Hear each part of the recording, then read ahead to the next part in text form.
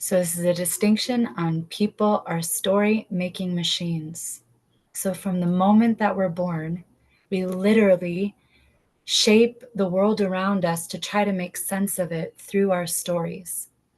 From the stories that our parents and our grandparents tell us, to the books that we read, from our teachers, our preachers, our friends, the media, all these things shape our life and the story that we create with inside of it. This is good, this is bad, this is right, this is wrong, constantly judging morality. And we do that to share our experiences through our language, through our thoughts, through our emotions, through our actions, and which lead to our fruits. So our beliefs that we're carrying inside, the stories that we carry inside, are a direct result that's going to shape the world around us. It's where we find meaning. It's where we try to connect with each other and relate to our identities inside of it, actually. And when we share these stories, we open ourselves up to different possibilities. And that could either be for transformation for good and for God, or it could be for transformation for evil. I remember like a lot of the stories that I had around relationships and with family recently. I've been going through this. I just went through a breakthrough inside of Dysfunction Junction. It's a meeting that's held here every Monday where we sit as a group and as a family to confront our dysfunctions with each other, things that are just not functioning inside of our world, like the stories that we are carrying inside that are not bringing godly fruit. And so we're here as a family to confront those things. And I'm still holding a story that I want to win my family's approval back home. That I had a story that they don't care whether I'm alive or that I'm dead or whatever, and I'm still seeking validation. I was still seeking approval from them in some way instead of from God, and still trying to do things like with how people see me now. I want them to see the fruit of the good that I'm doing still for self-significance rather than God's glory. And that's what the breakthrough came through. And so instead of writing the stories of my past, like the example that was given was when the movie 8 Mile, when Eminem, he gets on the end of the movie, he's doing a rap battle, and right at the end he's rapping all the things about himself, and the other person couldn't come back with anything. He was like, tell something that they don't know about me.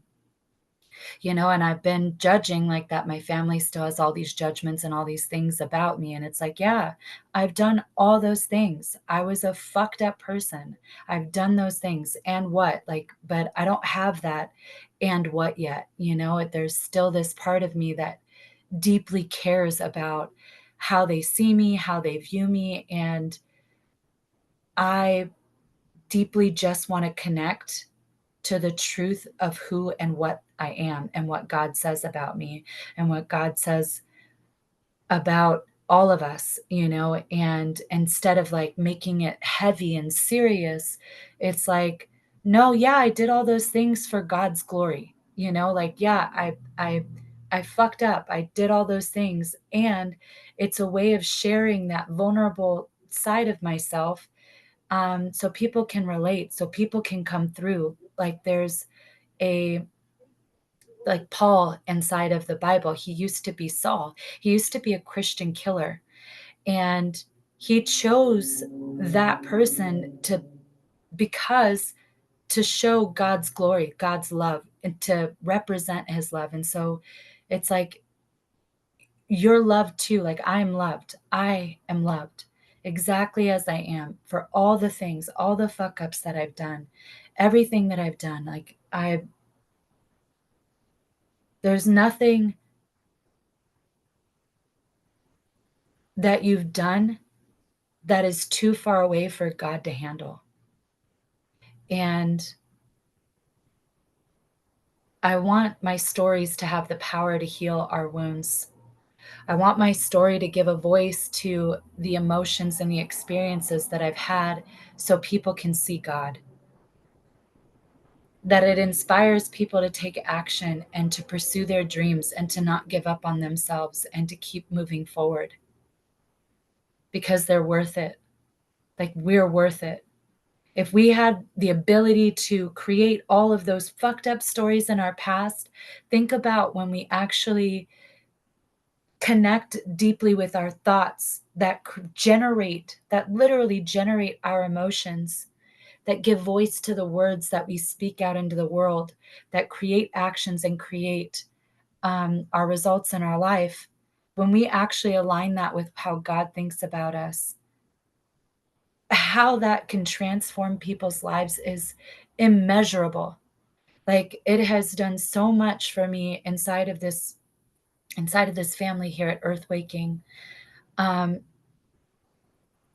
to walk in right perspective, to take the sin out of our eyes, to take the false beliefs, the false filters of the world that we live in, so we can actually see and step into the truth. Not my truth, not your truth, but the truth and what we're living in. And so stories have the ability to connect us across all cultures, all timelines, to make sense of the world and to remove ourselves from the hero and the victim and the villain stories.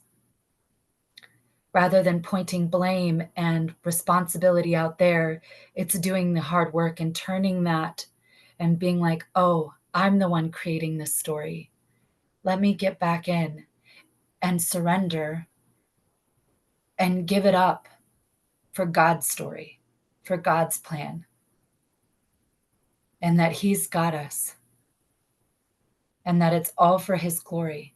Everything that I've ever done, that He's turning it for good, for those who believe and who are called according to His plan.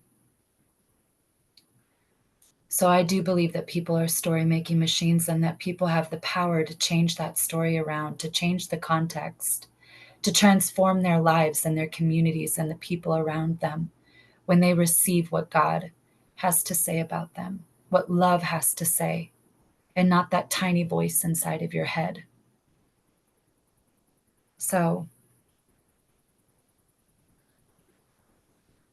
stop fighting for the lie and start surrendering to the truth of who we really are and God's story, God's plan, and God's purpose for your life. People are story-making machines.